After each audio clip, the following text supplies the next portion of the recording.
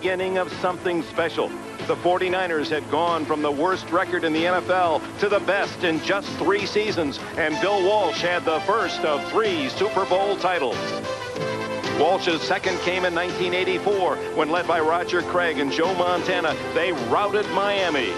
Last year, Montana's late heroics gave Walsh his 3rd Super Bowl ring. He then handed the program to protege George Seifert. So resurrected out of years of defeat, today the tradition is winning. The team of the 80s, the 49ers, aim for another Super Bowl and the claim NFL Dynasty. NBC Sports presents the National Football League. Today, it's the New England Patriots versus the San Francisco 49ers.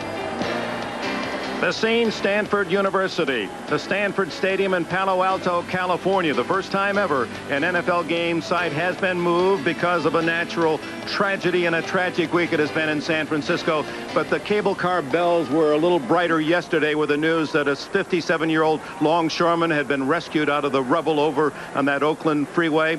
And today, a positive note. The fans seem to be here to cheer and to enjoy the game of football, Bill Walsh. Well, there's great spirit in these fans and great spirit with the 49ers, but more importantly, New England. They're going to really have their character tested today. This is their Super Bowl. They're looking for some kind of a formula to move the ball. They're playing against a great defense. So New England is a team that's going to be tested desperately today in an atmosphere in which they are a little uncomfortable. The earthquake, bad weather, the world champion 49ers. And Raymond Berry will get the ball first, his Patriots, and he'll start the veteran Steve Grogan at quarterback. Tony Eason, the poison from the fans and the press in New England, hitting both Eason, the quarterback, and the coach Berry. Then the move to the very popular Doug Flutie. He was unable to do the job last week, and now the baton has been handed to Grogan. We'll see how he can do. Often comes up with that one big game. Perhaps today here in Stanford, before a crowd that would measure, we would guess, over 70,000. Mike Crawford kicks it off. Rodney Rice and Sammy Martin are deep, and Martin will take the touchback.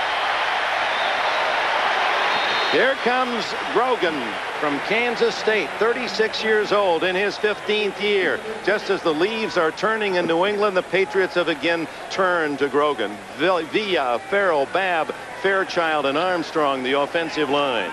John Stevens, the brilliant rookie of last year, and Robert Perriman are the running backs, with veteran Stanley Morgan. Cedric Jones having a good year. Lynn Dawson, the tight end. Those men go out when they go to their jet, or 4 wide receivers. Fryer and Martin join the club.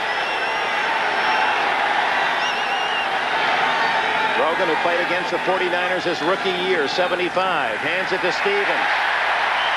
And the 49ers don't get a lot of publicity for their defense, but their defense against the run has been outstanding again this year. Pierce Holt for the injured Larry Roberts, with Michael Carter and Kevin Fagan the front 3. The linebackers are Haley, Fawnhorst. The leading tackler is Walter, and veteran Keena Turner.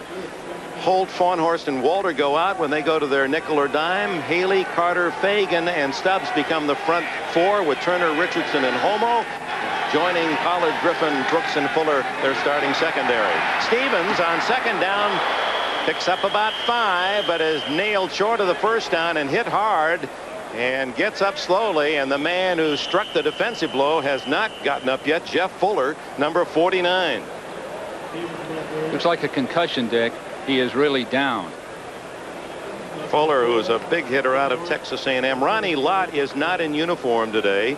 Lott has been... You're going to see one of the big collisions in football right there, and it caught Jeff on the side of the helmet. So he's had a concussion, and let's hope he gets up quickly. Tom Homo will replace him. There, a look down from our helicopter at Stanford Stadium. And what a scene as they've come out in full force for this game moved from Candlestick Park.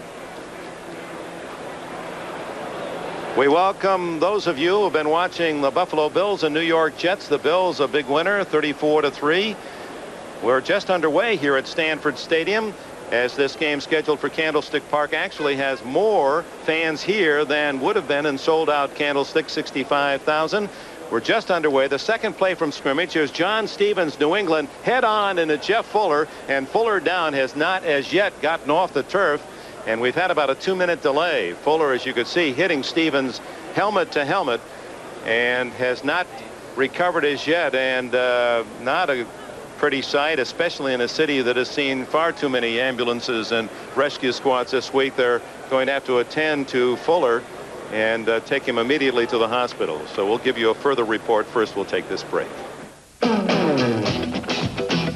For most of us, the only thing that's more fun than staying home to watch the game is going out to watch the game. Get with it. Come on down. Get with it. Come on. So come on down, catch the game this week with Bud and Bud Light, and enjoy all the action on and off the field. Have mercy. You got it now. Well, the seriousness of the injury to Jeff Fuller reflected by all the medical and emergency equipment that surround the fallen 49er safety involved in that head-on collision with fullback John Stevens of the New England Patriots, in a already city that his senses and emotions have been dulled and wounded. This crowd of 75,000 solemn as they watch the proceedings as Fuller attended to. He's been a fine player. We drafted him in the 5th round from Texas A&M.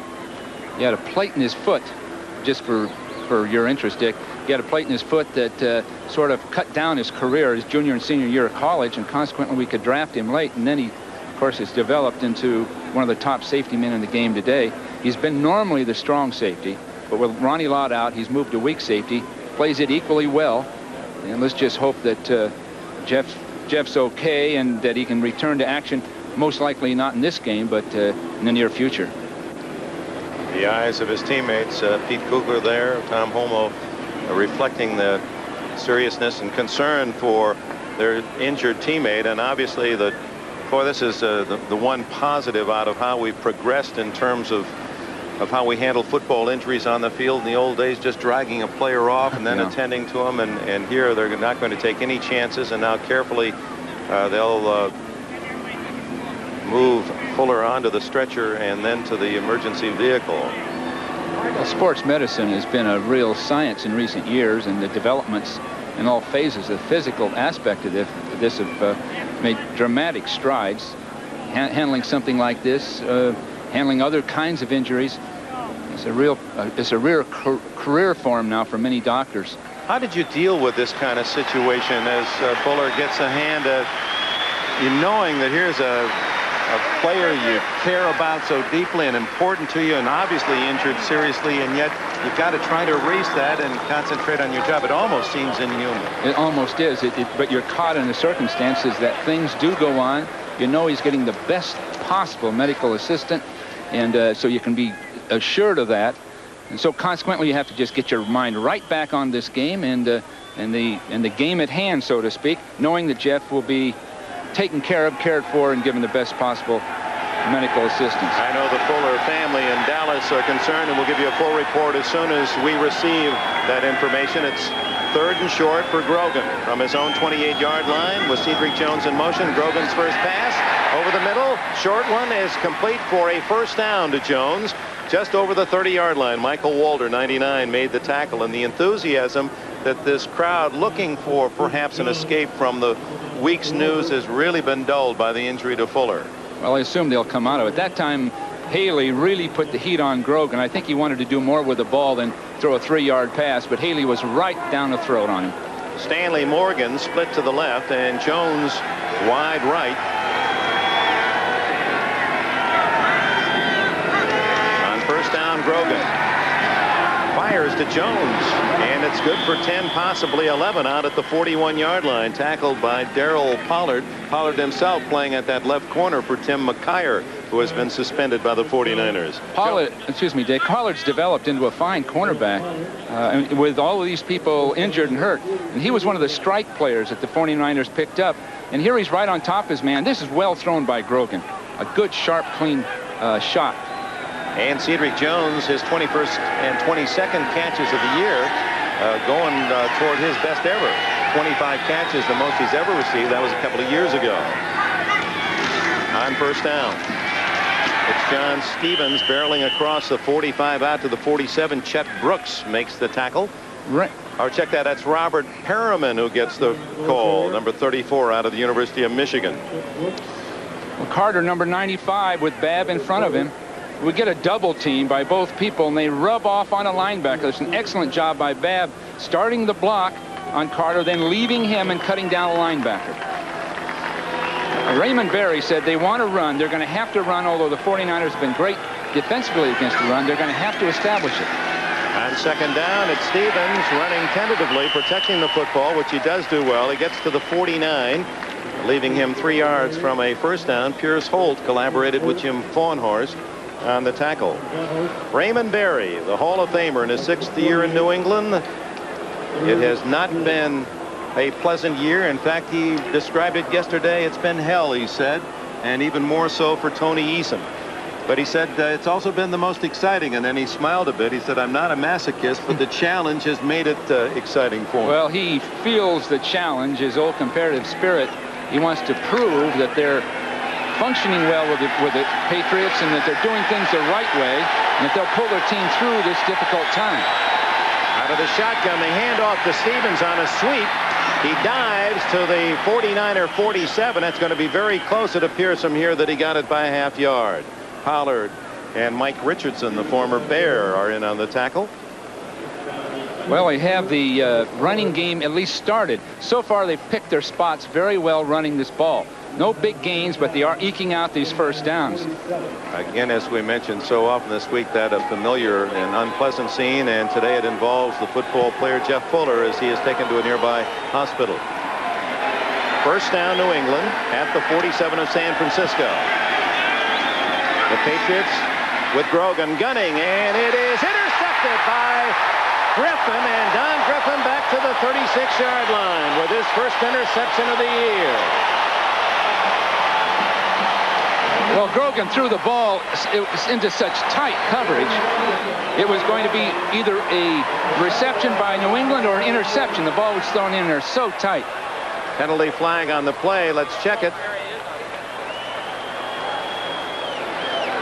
I think there might have been a clip or some form of a block below the waist after the interception. That's exactly the call. 49ers will retain possession. Howard Rowe is our referee today. I must say that New England thus far has played well. They've shown poise. They've had a good game plan. And Raymond Berry at this Personal point. foul. Blocked below the waist. Receiving team. 15-yard penalty. First down.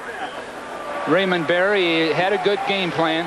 Now this is such tight coverage all the way through. See both people. Now Griffin actually puts a hand out. They might have called that for interference, but the ball was so tight that I think Grogan historically has thrown the ball into coverage, sometimes making big plays for the Patriots, sometimes for the opposition. And Raymond Berry indicated he takes that risk with Grogan, but they need some big plays. They've had very little of that on offense for the Patriots in this 2-4 start of the year. The give is to Roger Craig. A flag down as Craig high steps his way out to the 28-yard line. Emmett Sims made the tackle. 7 yards if, but it's holding, and 10 yards against San Francisco. So let's take a look at this offense. Joe Montana, who did not play last week. Holding. Offense. Number 61. 10-yard penalty. First down. Jesse Sapolo, part of that offensive line, protecting Montana. Big Bubba Paris, McIntyre, Sapolo, Colley, and Barton. Montana has Rathman and Craig, the Husker back attack, the Nebraska Stars. Rice, the brilliant receiver, and John Taylor. Brent Jones, the tight end. Jones and Craig go out when they use their 4 wide receivers. Greer and Wilson add to the arsenal. First down and 20 for Montana. And it's Craig, short yardage out to the 14, into the white jerseyed Patriot defense that reads this way. The front 3, Sims, Goad, and Williams. Rembert moving outside with Ed Reynolds, the big hitting Vincent Brown inside. Lawrence McGrew. Goad, Reynolds, Brown go out in the nickel or dime. McGrew, Sims, Gary Jeter, the veteran Brent Williams, the front 4, with Rembert, rookies Coleman and Rice, extra defensive backs joining Hurst, Claiborne, James, and Marion in the secondary. Second and long for Montana. Gets away from pressure. Sims gets a piece of him, breaks away. 25, 30, out of bounds at the 31. May have a first down. Joe Montana. Well, that was a great run. He concentrated downfield, then kept his body working straight up the field. His decisiveness at this stage of his career, he's almost letter perfect in his decisions.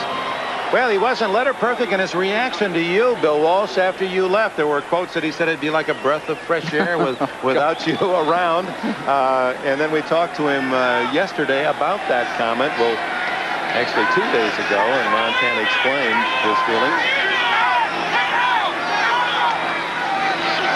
It is a first down, and Craig hammered after a 2-yard gain. Back to Montana. And I know it hurt you, those comments, because I was there when you read the newspapers that Montana thought a breath of fresh air. But your relationship was a solid one, and he confirmed that. And he said, you know, he said things are going to be about the same. There'll be very little changes here with Seifert. That'll be good. But Seifert will be just like when you roll down the window, driving home late at night and you feel tired. A little breath of fresh air gives you a little pick-me-up, and that's how he explained his comment. Well, we were holed up together for 10 straight years, so I can understand it completely.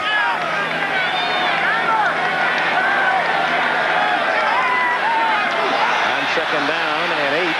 Montana throws incomplete through the fingertips of Jerry Rice. The pass a little tall. Johnny Rembert on the coverage. That'll bring up third down and 8. Would you agree with Montana's assessment that the fact that you make a change but you stay within the system, Seifert being your top assistant, that it is just a little zephyr, a little gust of fresh air? Well, I think the team would have done at least as well and maybe better this year with a change. No question about it. I've sensed that over a period of time. I think a head coach's tenure, after 10 years, they can become a little redundant. The style can be redundant. People can question it here and there.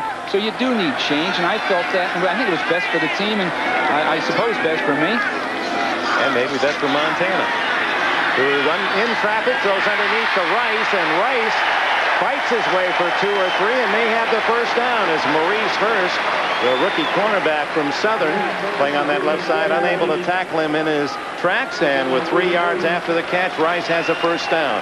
And what a player, Jerry Rice. Maybe the best man that you drafted while you were with the 49ers. Well, you'd have to put Montana at the top, but as far as the greatness of a natural ability and the way we came about drafting Jerry Rice, I think it was one of our best decisions. That's right. Montana, you were there when Montana was picked as well. We welcome those of you who have just seen the Oilers shut out the Steelers 27-0. We're just underway here at Stanford Stadium.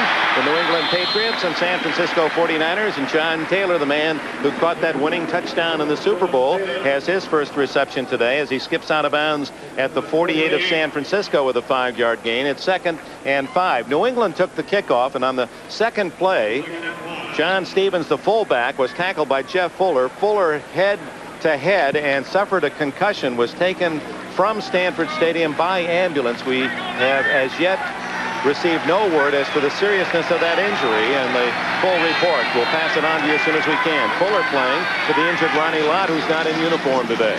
Craig, the brilliant running back from Nebraska, out of bounds at the Patriot 48, a yard shy of a first down. Now, we went out to practice on Friday, and I know you've been around on occasion. You've tried to stay away from Seifert and your former team. What were your feelings? Nostalgic? Well, a little nostalgic, certainly. The locker room, all of the facility, then the individual players. But it was great to see George. He's handling the team, I think, very, very well. The same disciplines and regimen are there, the same organization, and there's a lot of enthusiasm. So I think the 49ers are certainly healthy and fit and ready to defend their title. 3rd down and 1. Rathman gets his first call and bowls to a first down at the 41-yard line against a good defense against the run this year. New England 5th in the NFL. The one thing about New England that's been reasonably consistent this year is their defense. They've played extremely well.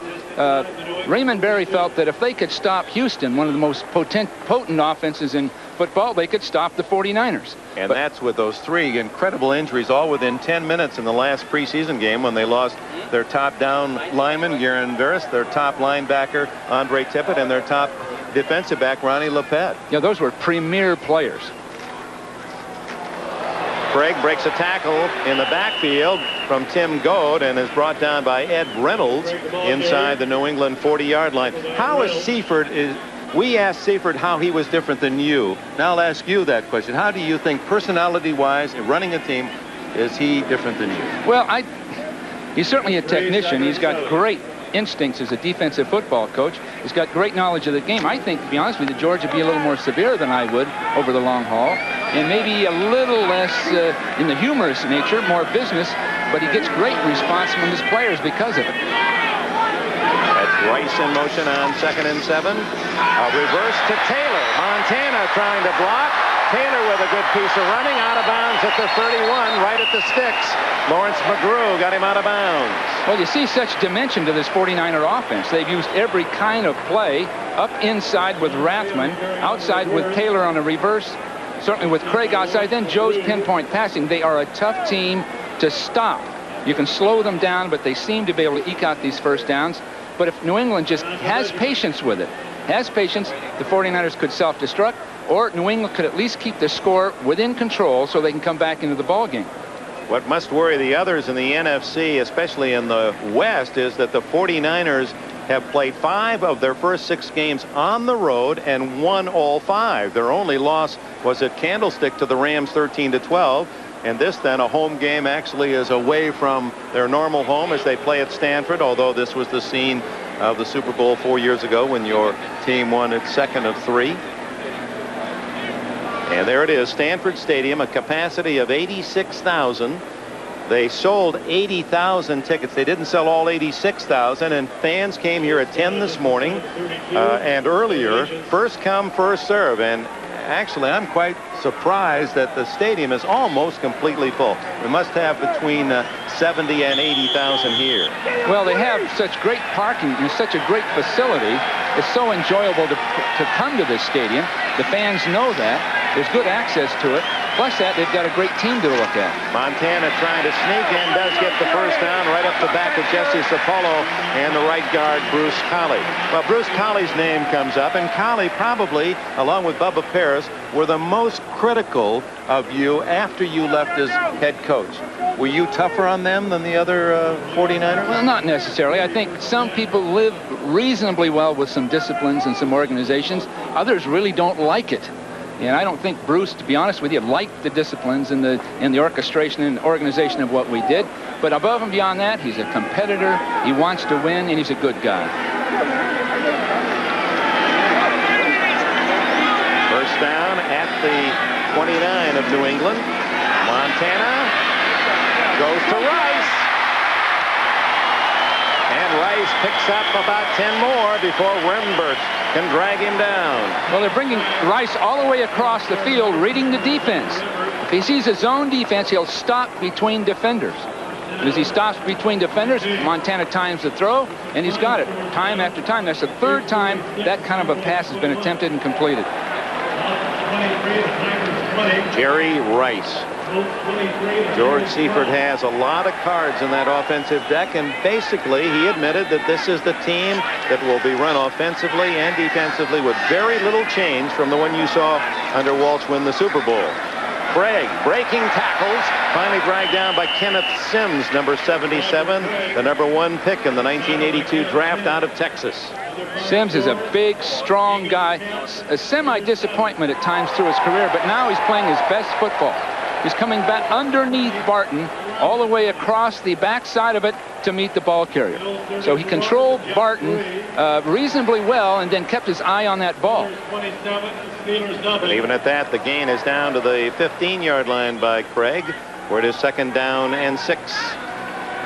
Dick, there's only 4 minutes left on the clock. They've controlled this ball this whole entire quarter. Montana, a little bootleg roll, and he throws to Rice. Is it a score? No, he could not come up with it. It skids through. Rice says he had to dive for the ball a little too low. Fred Marion and Maurice Hurst on the coverage, but had the ball been a little taller, that was a touchdown. Well, Joe had 3 options. He had 3 people open that time, but he went for the touchdown just a little bit low. But that play just completely baffled New England the instant it got underway. To talk about Montana, didn't play last week. Steve Young was the quarterback in the victory at Dallas. Montana has a very sore right elbow. Bursa sack was broken and a lot of fluid in that elbow. He gave us a close-up look a couple of days ago, and a mean injury. He said it's not as bad as it looks, fortunately, but he's wearing a heavy pad on it today, and he did indicate that he isn't as sharp as he'd like to be in his throwing accuracy. There you see that protected right elbow. At a timeout with 3 minutes and 54 seconds remaining in the first quarter here at Stanford Stadium. The 49ers trying to break a scoreless start. A 33-yard attempt. Pat's defense showed some patience there. They all did their jobs. They kept their heads up, were alert, and they finally slowed and then stopped this 49er offense. If they can do that the rest of the day, then Grogan can make his plays downfield. It's blocked. And number 41 for the New England Patriots, Darrell Holmes, appeared to be the one who came through cleanly. The snap was a little high, and New England denies the 49ers. Well, Holmes came up inside of the protection. You'll see him come up right inside with a man drawing people out, and he'll block the ball from here. It's that simple. They split 2 people, and the guard, McIntyre, wasn't there to do it, and there's the block. So New England blocks the field goal attempt to Kofer. It's the Patriots ball at their own 22. Hawk, an old friend of yours, apparently. Yeah, he really was. I spotted that guy. He lives in a tree next to the practice field. I spotted him when we first built the facility. Then I began to identify with that thing because he seemed so independent, so alone. And then it maybe helped me retire from coaching because I thought, wow, if I'm beginning to identify with a Hawk high above everything, isolated, maybe I better get back with everyone else. And you call NBC Sports freedom? We better talk. 3rd down and a long one. Open the second quarter with a flick.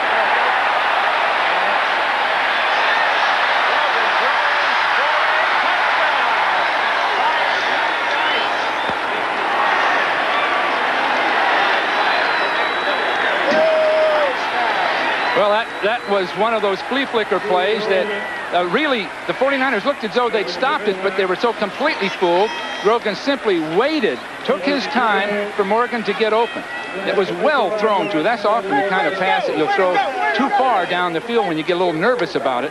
But it was beautifully done, well executed, and Grogan again showed that experience. These are the kind of plays. In speaking with Steve Grogan before the game, he said, we have to be patient. We have to make our first downs, but at some point we go for the big play. There it was. And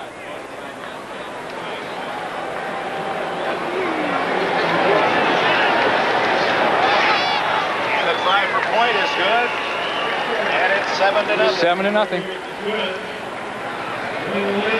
We're going to have the flea flicker. We have the handoff. Hold it, then the back. Now watch this. There's a big play, eluding that man. Then, of course, down the field, we have a receiver wide open because everyone lost track of the ball. Now they'll throw the ball. 3rd and goal from the 3. 49ers had a short field goal block. New England took it on the drive and scored on a 55-yard flea flicker to lead 7-0. Here's the roll by Montana. He throws to Rice. No touchdown. Out of bounds at the pylon at the 1-foot line. Roland James saved the score. Now 4th and goal from inside the 1. Well, that was the play that we go all the way back to that Dallas playoff game where we hit Clark in the end zone. In this case, Jerry Rice is going to break out under Taylor into the flat. Normally it's going to be there, but the Patriots are sort of looking for it and knock him out of bounds just before he gets there. Very much like the touchdown that Rice scored in the Super Bowl at the pylon. He said that's the greatest he's ever caught. Boy, he's had plenty. 59 already in the NFL. Well, this will be Roger Craig over the top behind Rathman's lead block, I'm sure. Roger's got great leaping ability, and he's done this so many times. They're reviewing this play. Let's see it from this angle. Rice with James. Does he get the ball? He hits the pylon, but the pylon was already out of play. Look at his record. 4 years in college, he caught 310 with 51 scores. As a pro, 264 with 30. Now they've reviewed it and called it a touchdown. He hit the cash register again. Well, it's good to see the replay system work. He did touch that pylon. I didn't want to say anything, but he did touch the pylon, which is a touchdown. It's a good job by Joe Montana throwing over a pass rush. Jerry reaches that ball over, just reaches it over the goal line. Well, that's the Super Bowl 23 pylon touchdown. Rice hasn't forgotten, has his 7th touchdown reception in 7 games of this year. It's 7-6, and Kofor tries the extra point. And he just does that one up out of a nest of white jerseys. Both touchdowns came in the second period. So the 49ers, Rice has answered the score by Grogan and Morgan, and we're even at 7. 2nd and goal.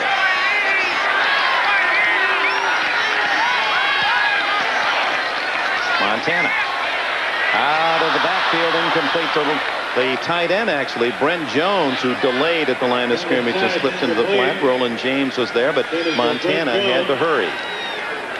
I think Joe wanted to throw a slant pattern to the flanker. Jones came out, and Montana just didn't gauge him right because Jones came out so slowly. The point is, they're just picking the Patriots apart with this timed passing game.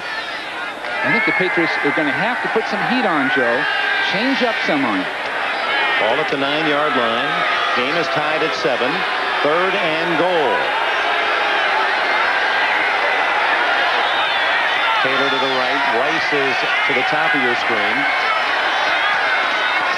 Fake to Craig. The throw underneath to Rathman, who is met by 2 Patriots. Ed Reynolds is one, and Johnny Rembert the other. It'll be 4th and goal at the 5, and on comes Kofor in the field goal unit. Remember, Kofor had a field goal from 33 yards blocked by Darrell Holmes late in the first quarter. That quarterback key play that Montana just ran, the 49ers have run it.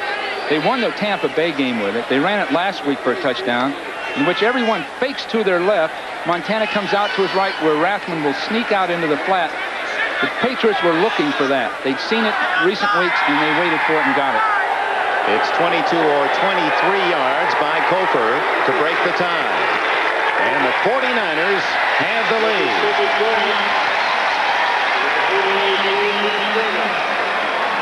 23-yard field goal by Kofor. It's 10-7 San Francisco. Dick, as you mentioned a moment ago, the World Series has now been further postponed. They had hoped to play Game 3 at Candlestick Tuesday. Now the tentative resumption date would be this coming Friday, also at Candlestick Park. Baseball Commissioner Fay Vincent emphasizes that Candlestick, according to his findings, is structurally sound. That is not the reason for the further delay. It is because of anticipated traffic problems and because San Francisco Mayor Art Agnos says that it would not be appropriate at this point to take additional city services away from the cleanup effort and the recovery effort in the Bay Area. So they are hoping to play Game 3 Friday at Candlestick Park. Back to you, Dick. Stevens on first down, getting outside, and the big pullback from Northwestern Louisiana State has a first down. Let me clear up something before you fans of the Bayou Tigers get too upset. Of course, Sammy Martin is part of your great football tradition at LSU and not Georgia Tech. Uh-oh, personal foul against San Francisco, so that'll tack on another 15 against San Francisco and give New England the ball on the 49ers half of the field, all the way down to the 44. Unnecessary roughness, 15-yard penalty, first down. Other scores, New Orleans now builds its lead to 16-7 at Anaheim against the Rams. Seattle has scored again, a Craig pass. Giants and San tied, and Phoenix still leading Atlanta 14-3. Stevens is well out of bounds. Homo hits him cleanly out of bounds by a couple of yards. Stevens trying to get outside again, and just does get back to the line of scrimmage. The big play made by Bill Romanowski, who had invaded the backfield and forced Stevens to go back to get around the corner, and then Michael Carter, the great nose tackle of the 49ers, made the hit at the 45-yard line. Very, very conservative offense by New England at this point. Grogan can throw the ball. He has two outstanding receivers to throw to. He has the poise, and they're running the ball. I think he's going to have to open this thing up. Both these last two runs, the 49ers had split people and penetrated. They're just not going to run the ball well against that kind of a defense. Tony Eason not in uniform today. One of the two players not suited up to get to the 45, but signaling in. Second and long for Grogan. Good protection. Now breaks down. And he fires to Fryer. He's inbounds, and it's a first down inside the 30. 49-yard attempt has plenty of distance, and it is good. Boy, that was a kick.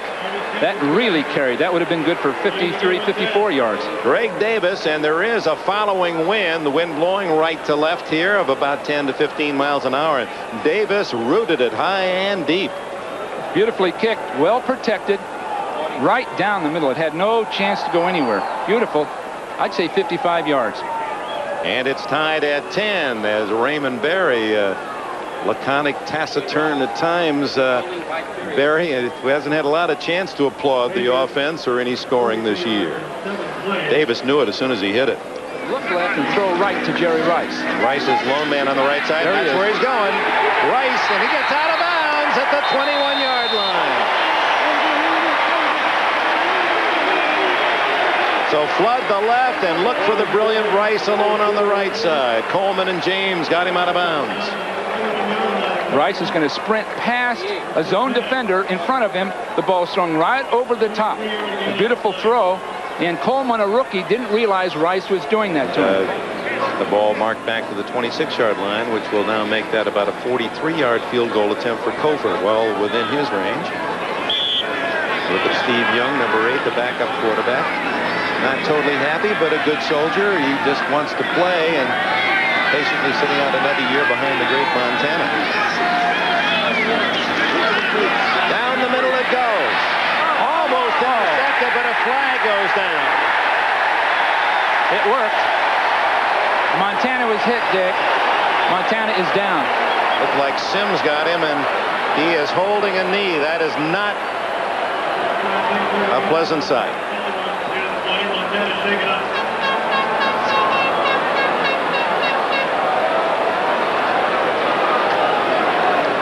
Terry Greer, who has not caught a pass all year, was the man in the end zone, and they get the penalty.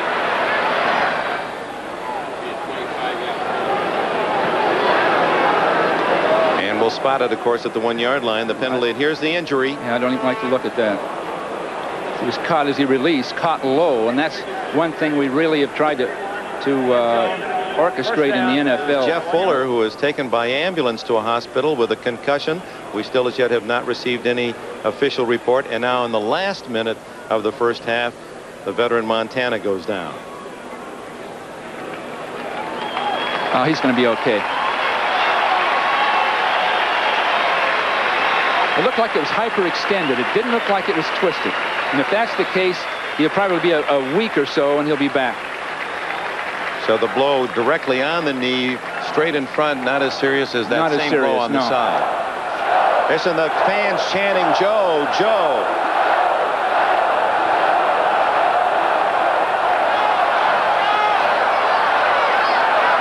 Oh, yeah. Legitimate hero, this man, Montana.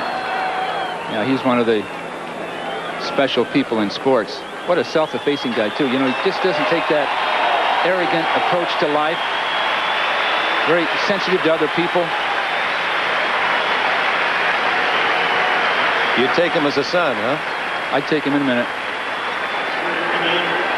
Is it true that you kissed Montana late last year? As you not in the normal form, but certainly people, male or otherwise, they show affection once in a while, and I've certainly done that with Joe. Doesn't look like he's in great pain. They want to get him back and ice that and x-ray it and make sure that all the quick precautions are made. So here are the 49ers' last play, probably, of the first half in a 10-10 game. They have it at the 1-yard line, and they're going to go turn the 3, throw the 3 out the window, and hope they can get the 7. With Steve Young now the quarterback. He wants to play, so the 49ers are going to have to deal with that. I guess you'd call it problem. All right, here it is. 5 seconds to go in the half, and Young at quarterback. throwing, touchdown. To the tight end, Wesley Walls, his first NFL score.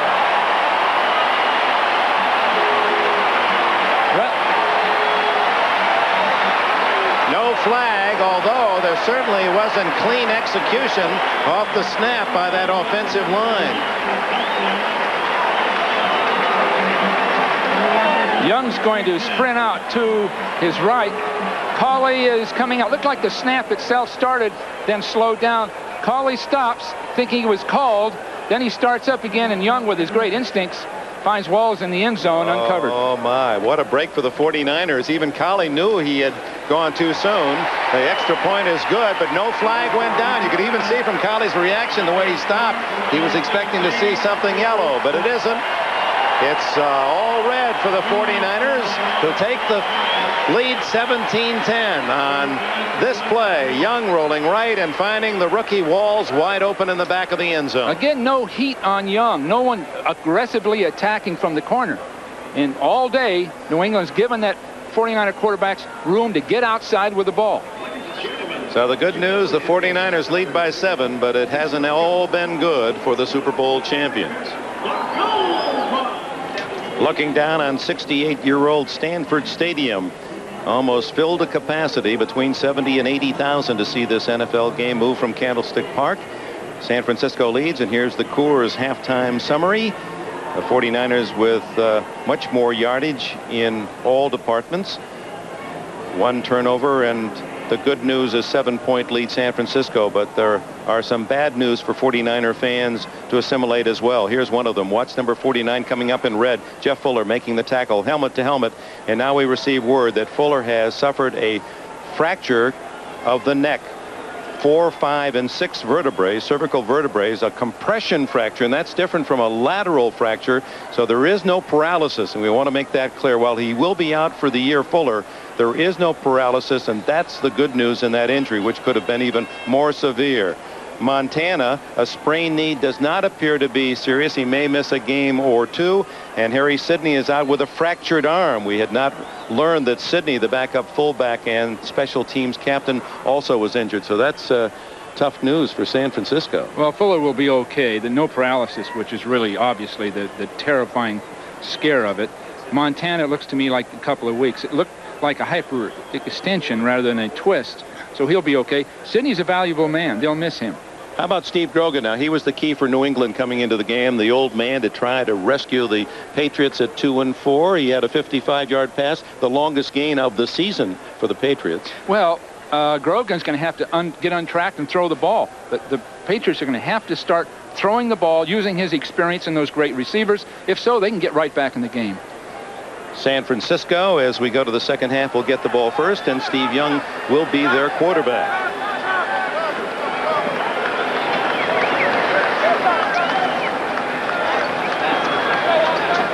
And we're going to go back to the touchdown at the end of the first half, the final play of the first half, where we speculated that a penalty should have been called. And after a second look, it appears that while it was a dysrhythmic action, a snap that was sooner than the offensive line move, that their officials were right again. There should not have been a penalty called, and it was a legitimate touchdown. Greg Davis with the wind at his back. Spins one deep again. This will go down to the 2-yard line. Terrence Flagler to the 20 and to the 25-yard line. Denny Green was with us. Now the coach here at Stanford. Grogan going for the bomb, and he's got a man open, Fryer. And it's Irving Fryer. He's out of bounds inside the 10 at the 7-yard line. Darryl Pollard got him out of the field of play. Did you see Grogan? Michael Carter came right down the middle on Grogan and was diving at him to make the catch when Grogan threw that ball. What a veteran pro. And this is a nice job coming up the field. Pollard's a fast man, but Fryer has got that blazing speed. Now watch this concentration right over the shoulder. A lot of people would lose track of that ball right there. Now back to Grogan as he... See, there's Carter right down the middle on him, and he still was able to get that ball off. So it's first and goal for New England at the 8-yard line. Stevens feeling his way to the 4. They're going to mark off 15 yards back to the 19-yard line. Matt Millen was involved in that. And you know Matt from the Raiders. There's a little more. Sort of a tempting thing. Of course, Millen comes right at him. 15 yards for that.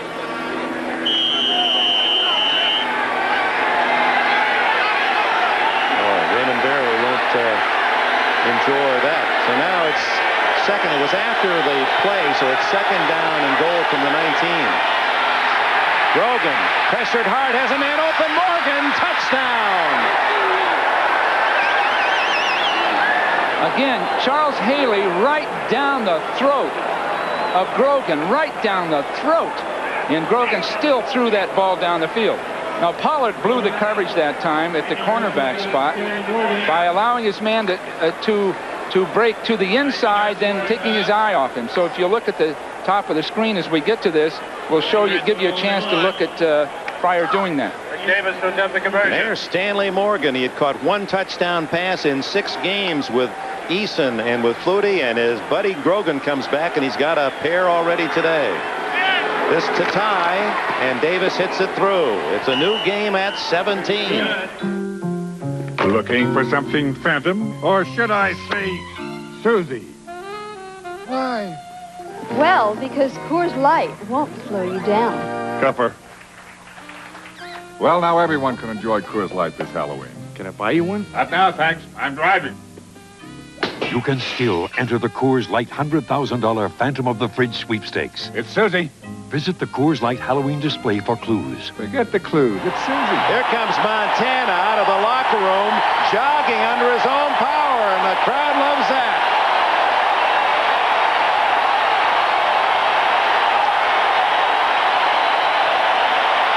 Oh, what good news for 49er fans after seeing Fuller with a fractured neck taken to the hospital out for the year. And that just happened to Jeter.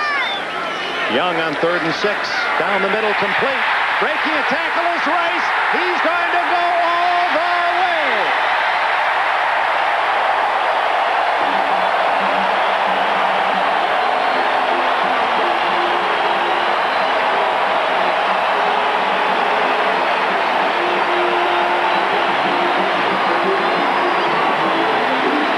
Looked like both safeties had a shot at him.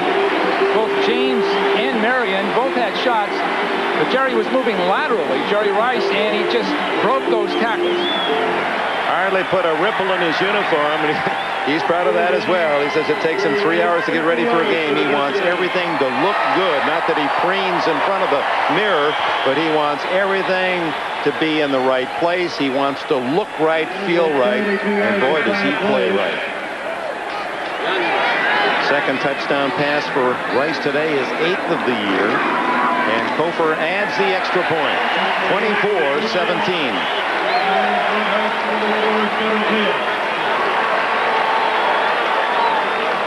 You see Rice crossing the field, wide open. There's a missed tackle. There's a missed tackle.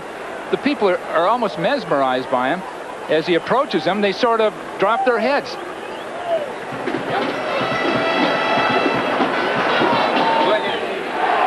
Looked as if that might be a trick play. Did it to you? It may have been some way. I don't know, but there's some totally unblocked people. 10, 9, 8 seconds left in this quarter. From the shotgun, 3rd down and 13. Intercepted by Darryl Pollard. He's hit, but the 49ers have the ball at the 28.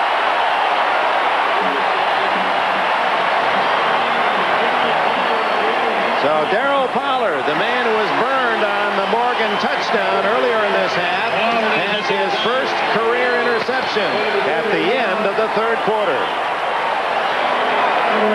Well, Pollard's just playing in his own defense. Grogan wants to throw over his head right there. You see the throw over his head that was covered all the way anyway. Steve was trying to make a play. Morgan made the tackle. We go to the 4th quarter. San Francisco leading by a touchdown. Sacramento's best rock. 98.5 KZAP. Now with the best mix of new rock and roll. And great classic rock and roll of the 60s. The Beatles. Say you want a revolution. The 70s. And the best of today. The best mix of new and classic rock and roll. 98.5 KZAC. Field goal that will be 20 yards. Barry has used the fake field goal more than once. Not this time. Davis knocks it through. But, boy, when you get field goals that are from 20 to 25 yards, those are not good field goals. Those are times wasted inside the opponent's 10. It's San Francisco 24, New England 20. Sustain, baby, sustain. So first and 20, and it's Craig running right into McGrew, who rodeos him down for a loss back at the San Francisco 49. Well, what they're going to have to do now is throw the ball, and that gives New England a chance to make their big play. They're going to have to come up with an interception. They don't want a punt here because they'll have too far to travel to win the ball. See the Seattle game, 3rd down and 17, and a big play for the Patriot defense. Young guns. Taylor gets through 3 men and has a first down and a touchdown.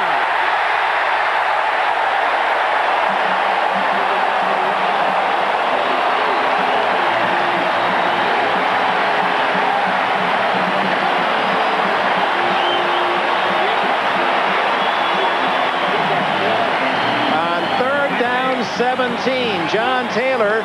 They had him for 4th and about 5, but Taylor ran through the entire secondary. A 43-yard touchdown, his 4th of the year. Well, that was supposed to be an outlet throw for Young. He was looking down the field for the bigger play. He threw outlet against the zone, and Taylor goes right ahead and breaks 3 tackles to go all the way. He doesn't have to work at Reggie Jackson Chevrolet anymore in the offseason. Hofer adds the extra point. It is 31-20 San Francisco, and what an individual effort by Taylor. Taylor has got a great balance, and he can reach and step through things. His running style isn't the kind you'd expect a man to be a great open field runner with, but you look at this deceptive move. There. Nice spin. Of course, tackling wasn't the greatest, though. Tackling wasn't greatest. A great open field runner. This telecast presented by authority of the National Football League, intended for the private use of our audience. Any rebroadcast or other use of this telecast without the express written consent of the San Francisco 49ers and the National Football League is prohibited. This game is the property of the National Football League, New England Patriots, and San Francisco 49ers. All rights reserved. Well, you've got to give credit to Mike Holmgren, the offensive coordinator for the 49ers. He's done a beautiful job of calling plays. The game plan was excellent. Here goes Craig looking for 6. He's finally wrestled down at the 2-yard line inbounds. Guy McIntyre leading the way, number 62.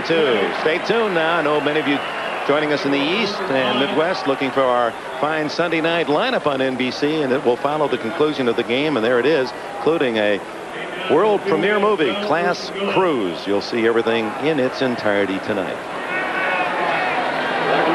Boy, Steve Young, 11 for 12 in relief, 188 yards. Beautiful job. Of course, his receivers helped him. The pass protection was good. The defense, Bill McPherson's defense, is played extremely well, too. It's a good team.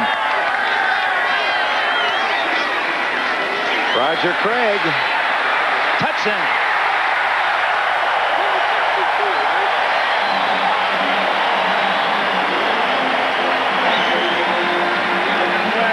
So now Craig is the all-time San Francisco touchdown maker, passing that great running back out of North Carolina, Ken Willard, who starred with the 49ers so many years. But don't look back. Someone may be gaining on you, Roger.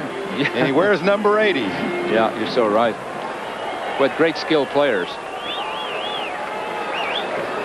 Well, you didn't exactly leave the cupboard empty, did you? Well, I'm proud of this group of players, but I think the coaching staff throughout all my tenure there as much to do with as I did, and the management, John McVay and those people. Ed DeBarla, of course. Whoa, he hits the upright. No good. So Kofer hooks it into the post, and it's 37-20.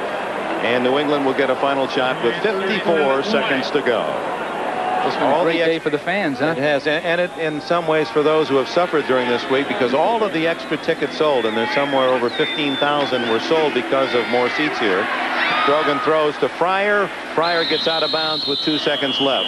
All the extra monies raised by the tickets sold beyond the 65,000 at Candlestick, and we don't have the official attendance, but we're guessing another 15,000 were sold. Those dollars will all go directly into the Earthquake Welfare Fund. Really a gesture by Ed DeBartolo and Stanford University to put this together, because it's a sizable amount of money. Sizable. And San Francisco 49ers management will make even a further contribution, and I know many of you around the United States and the world have done the same. Oh, final play now, certainly, unless penalty. 2 seconds to go, and the smiles are on the 49er side of the field, even with their injuries today.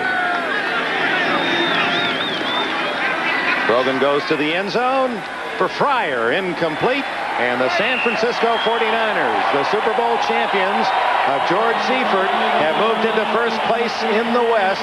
They're 6-1 as Steve Young, in support of injured Joe Montana, helps to a 37-20 victory.